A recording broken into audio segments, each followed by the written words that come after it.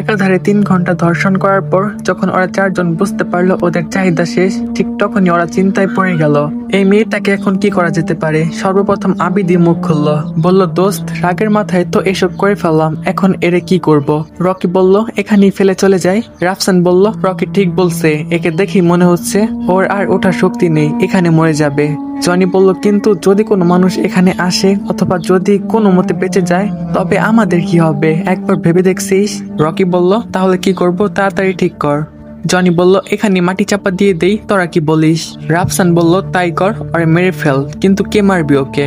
ওদের মধ্যে সব থেকে সাহসী ও সাইকো হলো জনি। ওর আবার কথায় কথায় মারামারি খুন খারাপি করার অভ্যাস, সবসময় ডাঙ্গা ফেসাদের সাথে থাকে। এবারও ব্যতিক্রম হলো না। শেষে জনি বলল, আমি যাচ্ছি। কথাটা বলেই জনি চলে গেল তুলির কাছে। ততক্ষণে তুলির একটু জ্ঞান ফিরেছে। অবশ্য এতক্ষণ তুলির চোখ বন্ধ থাকলেও ওদের সমস্ত কথা ওর ব্রেন পর্যন্ত পৌঁছাচ্ছিল। এখানে তুলি হলো সেই মেয়েটি যাকে ধর্ষণ করা হয়েছে। তৎপর তুলি চোখ মেলে তাকিয়ে দেখে জনি ওর দিকে এগিয়ে আসছে। তখন তুলি কোনো রকমে বিড়বিড় করে বলল, প্লিজ আমাকে মারবেন না, আমি কথা দিচ্ছি আপনাদের কারো বিরুদ্ধে আমি কিছুই করব না, আমাকে যেতে দিন প্লিজ। তুলি কথা বলতে বলতে বাঁচার চেষ্টা করে এবং সমস্ত শক্তি দিয়ে দাঁড়ানোর চেষ্টা করে, কিন্তু না, ও পারে না। কারণ ততক্ষণে জনি ওর কাছে এসে কাঁধের উপর এক পা দিয়ে দাঁড়িয়ে যায়।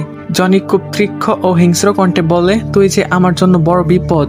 তুলি বলল, আমি কথা দিচ্ছি আমার দ্বারা আপনাদের কোনো বিপদ হবে না, আমি কাউকে কিছুই বলবো না, এই নিয়ে আর কোনো কিছু হবে না, প্লিজ আমাকে ছেড়ে দিন। জনি বলল, তোর কোথায় আমাদের কোনো বিশ্বাস নেই, তোকে তো মারতেই হবে। তুলির সাথে জনি কথা বলতেছিল আর চোখের ইশারাতে রকিকে দিয়ে একটা বড় পাথর চেয়ে নিল। তুলি দেখতে পাচ্ছিল সেই বড় পাথরের চাইটি ওর মাথার বরাবর ছুটে আসছে।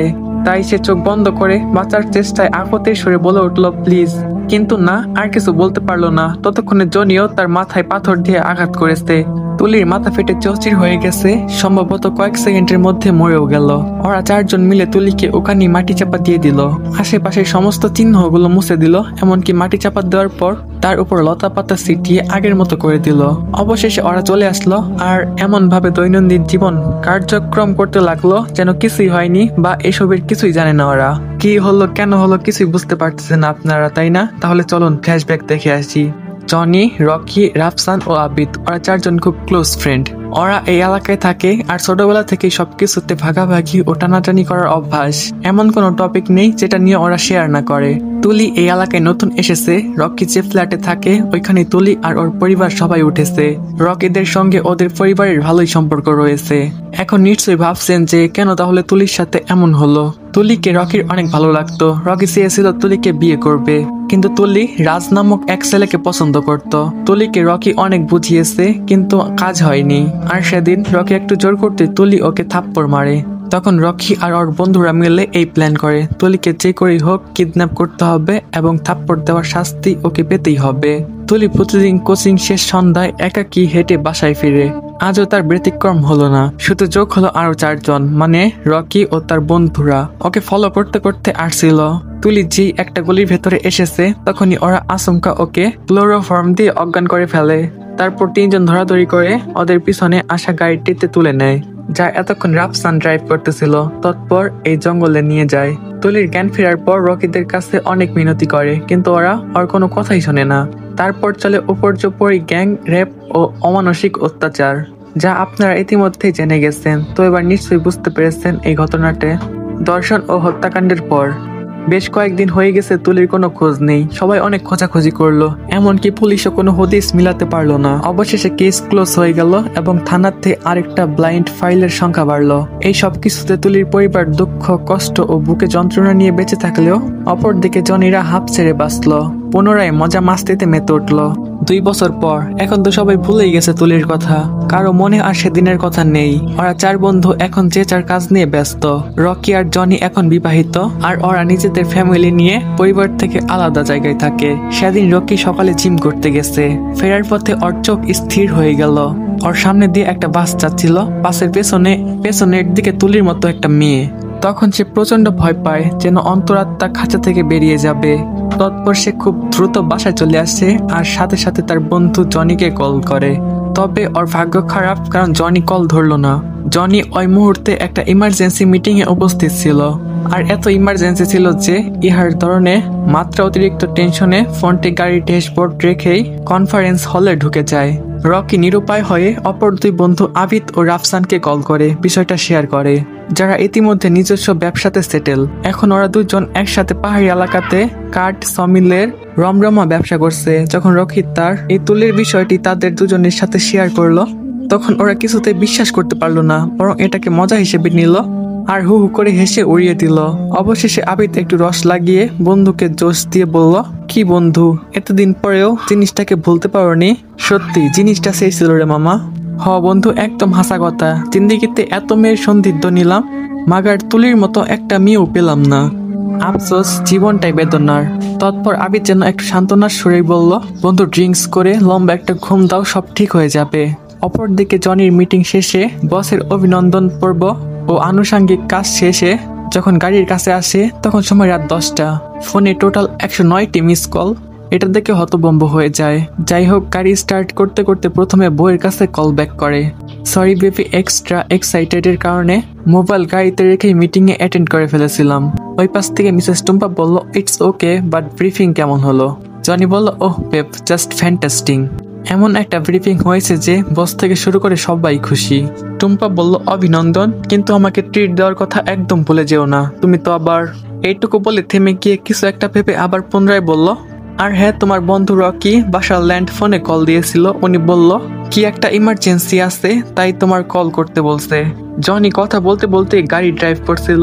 ও যখন পার্কিং জোন থেকে বের হয়ে যায়, জাস্ট মেইন রোডে আসছে, তখন রকির কল ওয়েটিং এ দেখতে পায়। তাই বাধ্য হয়ে টুম্পার কল কেটে দিয়ে রকির কল পিক করলো। এমন সময় গাড়ির পিছন দিক থেকে একটা ট্রাক সজোরে ধাক্কা দিয়ে পাশ কাটিয়ে চলে গেল। জনির মাথার সাথে ড্যাশবোর্ডের পর্যন্ত আঘাতে নাক, মুখ ও কপাল থেতলে যায়। জ্ঞান হারানোর আগে মোবাইলে ভেসে এলো জনির আর্তনাদ কণ্ঠ। তুলি। জনির আর্তনাদ কণ্ঠে তুলির নাম শোনা মাত্র রাকিবের হাত থেকে ফোনটা সিটকে নিচে পড়ে যায়। এত বছর পর তার ফিরে আসাটা বা নাম নেওয়া রকি ও বন্ধুদের জন্য বড় একটা শক ছিল। তখন ওদের মনের ভাবনা বিভিন্ন অ্যাঙ্গেলে ঘুরপাক খাচ্ছিল। তবে কি তুলি গাড়ি চাপা দিছে? কিন্তু সেটা কি করে? ওরা তো তাকে আরো 2 বছর আগে হত্যা করে মাটি চাপা দিয়ে দিছিল। তবে কি কোনোভাবে ও বেঁচে গেছে? But how possible? ওদিকে জনি মৃত্যুর সাথে পাঞ্জা লড়ে 9 দিন পর কোমাতে চলে যায়। শোকে পুরো পরিবার একদম ভেঙে গেছে। এত টাকা খরচ করে কিছুতেই কিছু হলো না। ডক্টর বলেছেন কোনো সম্ভাবনা নেই যতদিন বাঁচবে এই অবস্থাতেই। রকি, রাফসান ও আবিদ ওদের প্রাণের বন্ধু এই অবস্থা দেখে সহ্য করতে পারলো না। তাই তো চোখে জল, বুক ব্যথা এবং মাথাতে অজস্র চিন্তা নিয়ে যে যার কর্মস্থলে ফেরত আসে।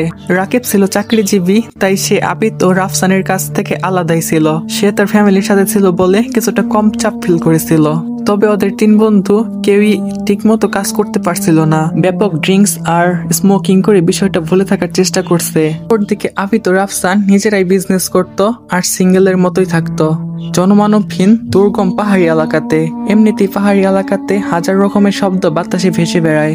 জনির অনাকাঙ্ক্ষিত অ্যাক্সিডেন্টের পূর্বে এগুলা স্বাভাবিকই মনে হতো, কিন্তু আবিদ আর রাফসানের কাছে এখন মনে হয় ভৌতিক শব্দ।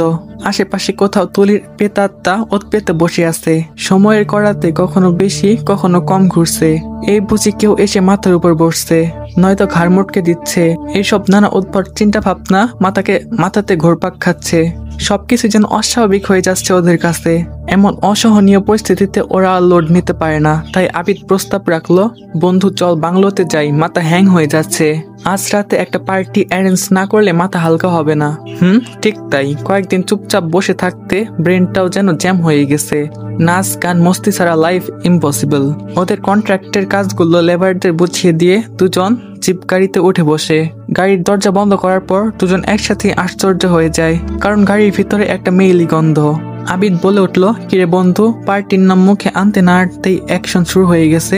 এই মাস্তি ফানি কথা বলতেই দুজন হু হু করে হেসে উঠলো। তৎপর রাফসান গাড়ি স্টার্ট করে অ্যাক্সিলারেটর দাবিয়ে ধরে আর গাড়ি শু শু করে চলতে থাকে। ওদের মিল থেকে বাংলোর দূরত্ব 5 থেকে 6 কিলোমিটার হবে। হাই স্পিডে গাড়ি চলছে যেন হাওয়াতে ভেসে ভেসে। হঠাৎ করে রাফসানের মনে হলো গাড়ির ব্রেক কাজ করছে না। কয়েক সেকেন্ডের মধ্যে ওর পুরো শরীর ঘেমে গেল।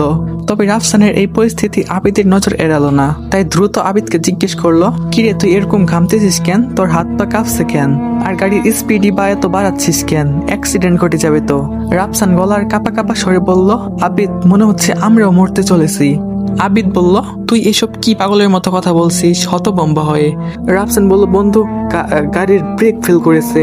তো গাইস, তোমরা যারা গল্প অন্য অন্য জায়গা থেকে দেখতেছো লাইক টিকটক, তাদের বলি এটার পর আর কোনো পার্ট টিকটকে আসবে না, এটা সম্পূর্ণ গল্প আসবে ইউটিউবে। আর ইউটিউব চ্যানেলের নাম ভয়ের দুনিয়া। তাড়াতাড়ি যাও ইউটিউব চ্যানেল সাবস্ক্রাইব করো আর গল্প এনজয় করো। আর হ্যাঁ, এই গল্পটা হয়তো অতটাও ভয়ঙ্কর না, কিন্তু তোমাদের জন্য আরো ভয়ঙ্কর কিছু অপেক্ষা করতেছে। তো আল্লাহ হাফেজ গাইস, ভালো থাকবা সবাই, দেখা হবে পরবর্তী পার্টে।